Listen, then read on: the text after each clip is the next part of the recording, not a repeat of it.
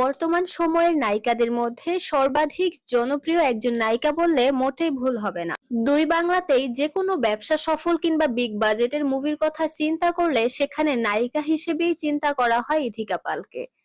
তোমাকে ভালোবেসেছি 1 সেকেন্ডে, তোমাকে ভুলে যেতে লাগবে ন্যানো সেকেন্ডস। সো আমার 1 সেকেন্ডের অভিনয়ে তুমি ইমোশনাল হয়ে গেলে। ইথিকা পাল দুই দেশেরই দুই মেগাস্টারের সাথে কাজ করেছেন, বাংলাদেশ থেকে শাকিব খান এবং কলকাতা থেকে দেব।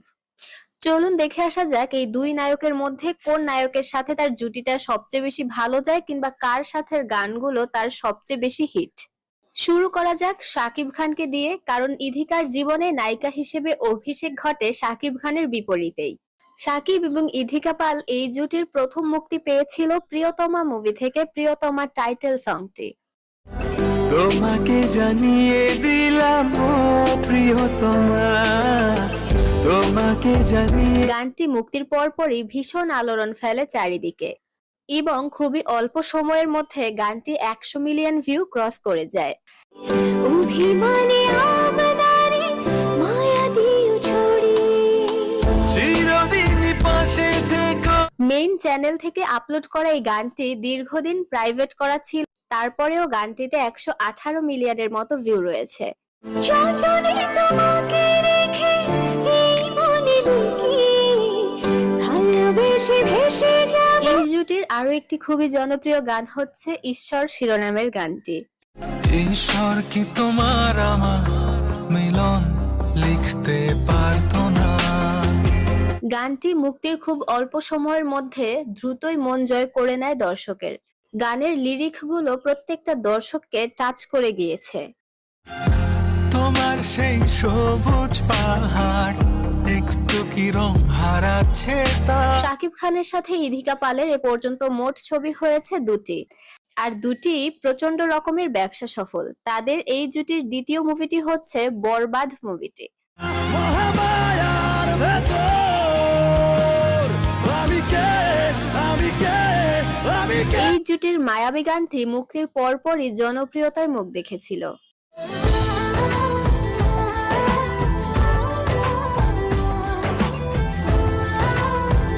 শুধুমাত্র মায়াবী নয়, এই মুভির দ্বিধা গানটিও প্রচন্ড পছন্দ করেছিল দর্শক। অপেক্ষায় দরজা খোলা মনে কোন সাগরে মন ডুবে যায়। শাকিব খান এবং ইথিকা পালের এই মুভিটা এতটাই হিট হয়েছিল যে এই মুভির প্রত্যেকটা মেইন সিনগুলো ভাইরাল হয়ে গিয়েছিল ইউটিউব জুড়ে। এসব যখন নিবি তখন দুটো কবর খুলে রাখিস, ঝড় একটা তোর নিজের জন্য। সত্যি শাকিব খান পুরো লিজেন্ড। হ্যাঁ, উনি সব ধরনের ক্যারেক্টার খুব ভালোভাবে করতে পারে। সময় ছিল যখন তিনি প্রেমিক পুরুষ হিসেবে বেশি সিনেমা করতো আর কি, ভালোবাসার সিনেমা, মানে একটু ইমোশনাল টাইপের আর কি। বর্তমানে তিনি যে অ্যাটিটিউড টাইপ সিনেমাগুলো করছে, সত্যি এই বিষয়গুলোকে নিয়ে প্রশংসা না করলেই নয়। এমনি কিন্তু তিনি সুপারস্টার, বাংলাদেশের মেগাস্টার হয়ে যাননি। তো যাই হোক ভিউয়ার্স, ব্যক্তিগতভাবে আমার খুবই পছন্দের একজন হিরো তিনি। তাহলে চলুন বাকি অংশটা দেখে আসি। এবার থাকছে দেব এবং ইথিকা জুটি। এই জুটিরও মোট মুক্তিপ্রাপ্ত মুভি হচ্ছে দুটি। প্রথমটি খাদান এবং এই মুভির সর্বোচ্চ জনপ্রিয় গান হচ্ছে কিশোরী গানটি। প্রেমের জোয়ারে দুকুল ভেসেছে, ডুবেছে ডুবেছে। এই গানটা মুহূর্তের মধ্যেই হিট হয়ে যায় যে এর ভিউ 200 মিলিয়ন ক্রস করে যায়।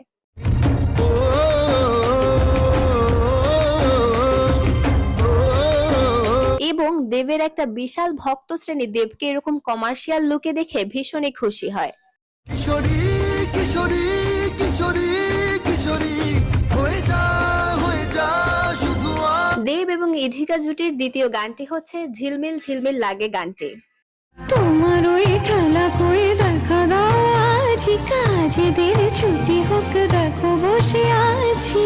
এই গানটির লোকেশন এতটাই মনোমুগ্ধকর যে পছন্দ করবে যে কোনো দর্শক। তুমি কাছে এলে অন্য কিছু যেন ভালো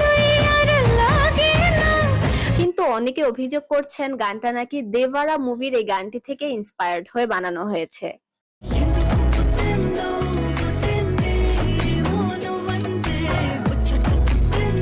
দর্শক, আপনার কাছে দেব ইধিকা না সাকিব ইধিকা এই দুইটি জুটির মধ্যে কোনটা সবচেয়ে বেশি পছন্দের অবশ্যই কমেন্ট করে জানাবেন। তো ভিউয়ার্স, সম্পূর্ণ ভিডিওটা তো আপনারা দেখতেই পেলে। তো এখানে ব্যক্তিগতভাবে আমার মতামত যেটা, সেটা হচ্ছে দেখুন, ইদিকা পাল বাংলাদেশের সুপারস্টার মেগাস্টার শাকিব খানের সঙ্গে যে সিনেমাগুলো করেছে, সে সিনেমাগুলো কিন্তু ডিফারেন্ট সিনেমা। এবং কলকাতায় মানে টলিউডে যে সিনেমাগুলো মেগাস্টার দেবের সঙ্গে করেছে, সেই সিনেমাগুলো কিন্তু ডিফারেন্ট টাইপের, মানে দুই হিরোর সঙ্গে তিনি কিন্তু ডিফারেন্ট মুভিগুলো করেছে। তো এই ডিফারেন্ট মুভিতে কিন্তু বেশ ভালোভাবে দেবের সঙ্গে এবং শাকিব খানের সঙ্গে বেশ ভালো জুটেছিল ওনার। তো সেই জায়গা থেকে কম্পেয়ার করা আসলেই পসিবল না।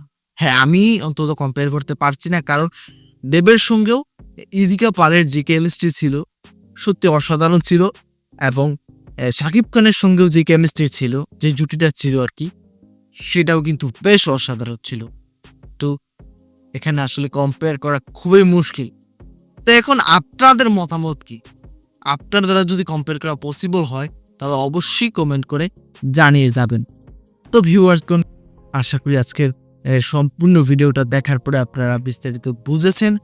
তবে কম্পেয়ার করাটা আপনাদের উপর ছেড়ে দিয়েছি। হ্যাঁ, কম্পেয়ার করাটা আপনাদের উপর আমিও ছেড়ে দিয়েছি, এবং যিনি ভিডিওটা বানিয়েছে তিনিও কিন্তু দর্শকদের উপরই ছেড়ে দিয়েছেন, কারণ আসলে কম্পেয়ার করা পসিবল নয়। তো ভিউয়ার্সগণ, সত্যি বলতে আজকে সম্পূর্ণ ভিডিওটা আমার কাছে খুবই ভালো লেগেছে। আর আজকের এই রিয়াকশন ভিডিওটা যদি আপনাদের কাছে ভালো লেগে থাকে, অবশ্যই আপনারা চাইলে কিন্তু আমার এই চ্যানেলটাকে সাবস্ক্রাইব করতে পারেন, ভিডিওতে লাইক করতে পারেন, কমেন্ট করে আপনার মূল্যবান মতামত জানাতে পারেন, কোন বিশ্বের ভিডিওর উপর রিয়াকশন চান সেটাও জানাতে পারেন। তো আজকে এ পর্যন্তই, দেখা হবে পরবর্তী কোনো একটা ভিডিওতে। ততক্ষণ পর্যন্ত সকালে ভালো থাকবেন, সুস্থ থাকবেন। Tata, bye bye.